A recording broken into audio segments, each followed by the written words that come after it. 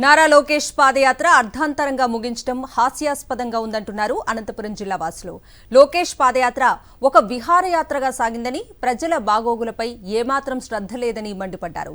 లీడర్గా లోకేష్ ను ప్రమోట్ చేసేందుకే చంద్రబాబు ఈ పాదయాత్రను చేయించారంటూ విమర్శించారు. దీనిపై మరింత సమాచారం మా ప్రతినిధి శివారెడ్డి అందిస్తారు. తెలుగుదేశం పార్టీ నేత నారా లోకేష్ పాదయాత్ర ముగిసింది.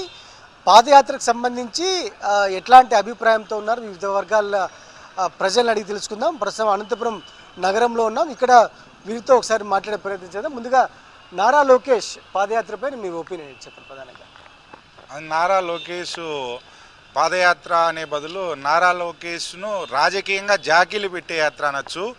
ఎందుకంటే నారా లోకేష్ పాదయాత్ర కాకోకుండా ఒక విహారయాత్ర చేస్తూ, ఒక రెచ్చగొట్టే మాటలు మాట్లాడుతూ, అల్లర్లు సృష్టిస్తూ, గలాట్లు పెడుతూ, జగన్మోహన్ రెడ్డి గారు రాష్ట్రంలో పాదయాత్ర చేసి ప్రజల కష్టాలను తెలుసుకొని ఏ వర్గం ప్రజలు ఏ రకంగా ఇబ్బంది పడుతున్నారని చెప్పేసి ప్రతి వర్గం కష్టాలు విని వారిని అధికారంలోకి వచ్చిన వెంటనే 54 కులాలకు కార్పొరేషన్లను పెట్టి చైర్మన్లను పెట్టడము, అదేవిధంగా ఆయన రైతులకు ఏ విధంగా రైతు భరోసా ఇస్తా అన్నాడో రైతు భరోసా మీద దృష్టి పెట్టి రైతు భరోసా ఇవ్వడం, సంవత్సరం అమ్మ ఒడి, విద్యా దీవెన, వసతి దీవెన, ఏవైతే జగన్మోహన్ రెడ్డి గారు నవరత్నాల్లో చెప్పారో ప్రతి ఒక్కటి చేశాడు.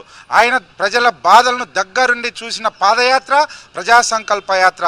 కానీ ఈరోజు యువగలం అనే పేరుతో నారా లోకేష్ చేస్తున్నది ఏమంటే ఎక్కడ సమస్యలు వినడం లేదు. అర్ధరాత్రి వరకు పాదయాత్ర చేస్తాడు. రాత్రిళ్ళు పాదయాత్ర చేసేది ఏమయ్యా అంటే జనాలు తండోపతండాలు అంటారు.